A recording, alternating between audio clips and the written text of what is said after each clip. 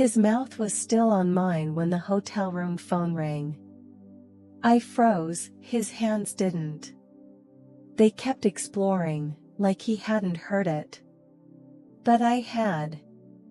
It was past 2 a.m., and that ringtone sounded like it was screaming guilt.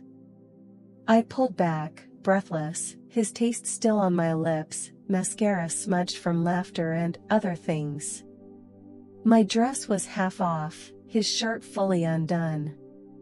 We were tangled in sheets that didn't belong to either of us. "You should get that," he whispered, voice low, eyes wild with something I didn't want to name. I already knew who it was. It would be Eva, my maid of honor, wondering where the hell I was, why I had vanished after one too many tequila shots and a slow dance that turned into a firestorm. What I didn't know, what I couldn't have known, was that the man I had just slept with wasn't a random bartender or a Vegas mistake. He was Noah. My fiancé's oldest friend. The one who was supposed to officiate our wedding in the morning. And as I picked up the phone with shaking hands, pretending nothing had happened, I realized something that made my stomach turn. I didn't want to marry Liam anymore. Before I tell you what happened next, make sure you're alone, because this gets very messy. I met Noah 3 years ago at Liam's birthday dinner. He was the loud one, the charming one, the kind of man who could hold a room hostage with a single story. I remember the way he toasted Liam that night, eyes shining, voice steady, calling him the most loyal man I know. I remember thinking, God, that voice could marry someone someday. I just didn't know it would almost be me. Back then, Noah barely looked at me. Not because I wasn't attractive, I know how I look, and I know what men usually do when they see me. But Noah was respectful. Friendly. Safe. He made dad jokes and kept a polite distance. I liked him for that. I trusted him. So when Liam asked Noah to officiate our wedding, it felt poetic. Full circle. Family. But everything changed at my bachelorette party. We were in Napa, not Vegas.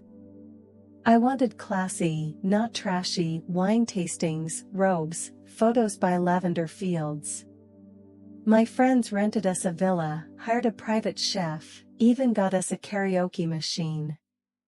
I was buzzed but not blacked out. I remember every moment. Especially the moment Noah showed up. Ava had invited him, just for one night, she said. You've known him forever, and he's practically family. He wanted to surprise you. And surprise me he did. He walked in like he belonged there, holding a bottle of champagne and wearing that cocky half smile that made everyone laugh, except me. I laughed too loud. My stomach flipped. He looked different. Broader, maybe. More tired, but in a sexy way. He hugged everyone, then me last. His hands were firm on my waist. Too firm. That night blurred in all the wrong places. We danced. We drank. We sang terrible 2000 songs. And then, after everyone else crashed, I stayed up. So did he. We sat on the back patio under string lights. I asked him what he was doing officiating weddings when he didn't even believe in love. He laughed, deep and slow. I believe in love, he said.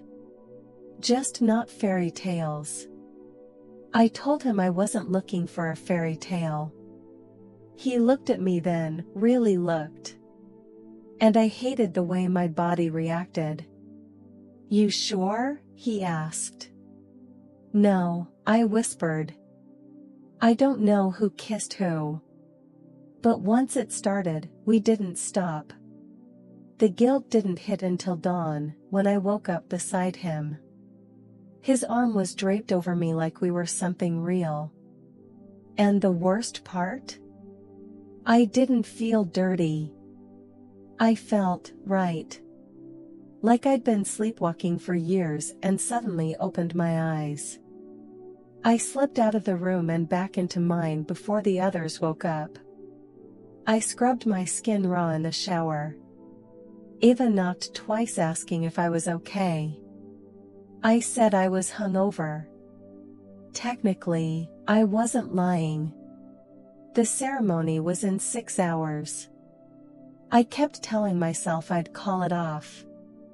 That I couldn't possibly marry Liam now. That I'd look him in the eye and tell him the truth. But when he saw me in my dress, his eyes filled with tears, real ones. His hands shook when he took mine. "I'm the luckiest man alive," he whispered. Noah stood 5 feet away, holding the script. His voice didn't shake once during the vows. But his eyes never left mine. And when he said, "You may now kiss the bride," he looked away. I kissed Liam. But I tasted someone else. The first week of marriage felt like wearing someone else's clothes. They fit, technically, the ring, the house, the routine kisses before work, but none of it felt mine. I was living in a perfect little box, and every time Liam smiled at me like I was his whole world, I wanted to scream. We got back from the honeymoon, and everything looked the same. Same couch. Same toothbrush holder. Same fridge magnet spelling out forever. But inside me? Everything had shifted. I was walking around with a secret that pulsed under my skin like a second heartbeat. And the worst part? Noah never said a word. He went back to being Liam's best friend. Came over for football games. Helped Liam move furniture. Even fixed our leaky faucet one weekend like some goddamn handyman guardian angel. And not once, did he pull me aside. Not a glance, not a whisper, not a reminder that we had set fire to a hotel room just hours before I wore white in front of God and everyone. Until one night. Liam was working late, again. He'd been pulling doubles, trying to save up for our future. I was curled up on the couch with a glass of wine, pretending to watch some mindless show, when the doorbell rang. Noah. He didn't say why he was there. He just held up a 6-pack and smiled like this was just another Friday. I should have shut the door. I should have screamed at him. But instead, I let him in. We sat like two strangers who used to be lovers, pretending we hadn't seen every inch of each other. "You happy?" he asked after a long silence. The words hit like a slap. "Excuse me?" "You heard me." I wanted to lie. But something inside me cracked. "I don't know," I said. "Are you?" He let out a bitter laugh. "I'm not the one playing house with someone I don't love." There it was. The truth, raw and ugly, out in the open between us. I stood up, heart pounding. "You don't get to say that." "Why not?" "Because I didn't beg you not to marry him? Because I stood up there and read some bullshit about eternal love while you looked like you were about to faint? You think I didn't want to run?" I snapped. "You think I didn't want to grab your hand and disappear? Then why didn't you?" Because I was a coward. Because I wanted the life more than I wanted the truth. Because Liam was safe, and love, real love, was terrifying. I didn't say any of that. Instead, I whispered, "I don't know." He stood, beer forgotten on the coffee table. "Then figure it out. Because I can't keep pretending I didn't fall for the bride." And then he left. The door clicked shut, and with it, every carefully stacked lie in my marriage started to tremble. That night, I didn't sleep. I lay awake staring at the ceiling, replaying every second of that night at the villa, every word Noah just said, and every moment of silence that stretched between Liam and me since the honeymoon. And when Liam came home and crawled into bed next to me, I didn't turn toward him. Because in that moment, I wasn't his wife. I was Noah's regret. 3 months into the marriage, Liam planned a weekend getaway to rekindle things. A cabin in the woods, no Wi-Fi, no distractions, just the two of us. He packed books. I packed secrets. The drive up was quiet. He hummed along to the radio, reached over and squeezed my thigh like old times. I smiled, like old times. But everything was hollow. My laughter had an echo. My heart? Still elsewhere. We arrived late afternoon. The cabin was beautiful, rustic, cozy, straight off Pinterest. Liam lit a fire. I poured wine. He wanted board games and marshmallows. I wanted to scream. But I didn't. I did what I always did, smiled, nodded, and played the role of wife. Until the storm rolled in. Rain pounded the roof like it had a vendetta. The power flickered. Then died. We lit candles, curled under blankets, and Liam pulled out a photo album he'd made our first year. "Thought we could add more pages soon," he said. "Maybe, with a baby?" I choked on my wine. He looked at me, hopeful, oblivious. "I know we said we'd wait, but I can't stop thinking about it. You'd be an amazing mom." That's when I cracked. "Liam, I cheated on you." The words hung there like smoke, thick, choking, irreversible. He blinked. "What?" I swallowed. The night before the wedding. At the Bachelorette. It wasn't a mistake. It wasn't a blackout. I knew what I was doing. His face broke. Just shattered. "Who?" Silence. His eyes widened. "No. No. Don't you dare say it." I didn't have to. He knew. "Noah?" His voice cracked. "Are you kidding me? He's my best man. My best friend." I nodded, shame a knife in my chest. "I didn't plan it. I swear. But it happened." He stood up so fast the blanket fell. "Why now? Why tell me now?" "Because I can't live like this anymore. I can't pretend. I wake up next to you and I feel like I'm lying to both of us." His fists clenched. Then unclenched. Then clenched again. "So what now? You want a divorce? You want to run off with him?" "No. I mean, I don't know. I needed you to know. You deserved the truth." He laughed. A cold, brittle sound. "I deserved the truth before I married you. Before I looked Noah in the eye and thanked him for being part of our story. I couldn't breathe." He paced.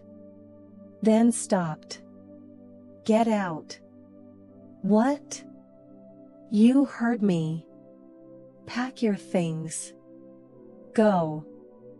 I'll drive back in the morning. You find your way home. Liam, it's pouring outside. Then take a candle. You wanted the truth? This is it. I don't want you here. So I left. Rain-soaked. Shaking. No cell signal. No flashlight. Just me and my unraveling life, walking through trees and memories like they could shelter me from the fallout. By morning, Liam was gone. So was the album. So was us. Noah didn't answer my calls. I was alone. And for the first time in years, I had no one left to lie to. It took Noah 6 weeks to call me back. 6 weeks of silence while my world collapsed inward like a dying star. Liam filed for divorce 2 days after the cabin.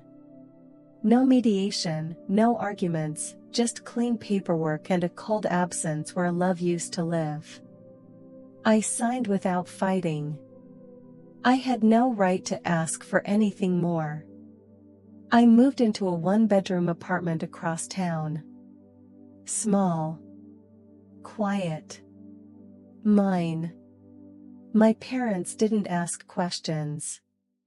My friends, the ones who weren't also Liam's, tried to be supportive, but I could see it in their eyes: judgment, confusion, pity.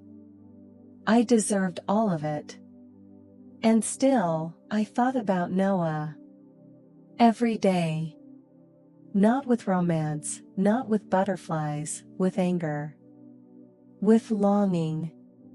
With this unbearable ache that pulsed in my ribs whenever I remembered how his lips tasted the night before I destroyed everything. I wanted to hate him. I needed to. But when he finally called, I didn't let it go to voicemail. I didn't call because I didn't know what to say, he admitted. I didn't know if I was allowed. I didn't say anything. He exhaled. You okay? No, I said honestly. Not even close. We met at the same coffee shop where Liam and I had our first date. Poetic, in a sick kind of way. He looked thinner, older. Like the weight of guilt had taken up permanent residence in his bones. He sat down across from me. Didn't touch his coffee. I should have stopped it, he said. That night. I knew what it meant. I knew what it would cost. I didn't want you to, I whispered. That's the worst part. He flinched. Do you regret it? Yes, I said. Then, no. I don't know. I regret everything that followed. But that night? That moment? It felt real. He looked down. It was. Silence stretched between us, thick and trembling. I keep thinking about the speech I was going to give at your wedding, he said finally. The one I never read. I raised an eyebrow. You mean the one you did read? No, he said softly. The real one. The one I wrote before I realized I was in love with you. My heart stopped. He pulled a folded paper from his coat pocket. Aged, creased. He handed it to me. I opened it, fingers trembling. To love someone deeply is to see them clearly, not as perfect, but as perfectly flawed.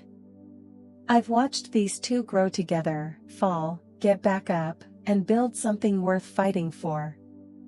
Marriage isn't about fairy tales. It's about forgiveness. About choosing each other again, every day, even when it's hard. Especially when it's hard. I stopped reading. That was beautiful, I said. Why didn't you read it? He shrugged. Because I realized it wasn't about you two. It was about what I wished someone would say at our wedding. If we'd ever had one. Tears slipped down my cheeks. I ruined everything, I whispered. No, he said, eyes steady. We ruined everything. And maybe that's what we were meant to be, a beautiful disaster that made you realize what you truly wanted. Even if it wasn't me. I reached for his hand. He let me hold it. For a moment, that was enough. We didn't kiss. We didn't make promises. We just sat in the wreckage of what almost was, mourning a version of us that never got to exist. And as I walked away from that coffee shop, I didn't feel lighter. But I finally felt honest. Because the truth is, some loves aren't meant to last. Some are meant to break you open, so you can begin again. Alone. But finally, free.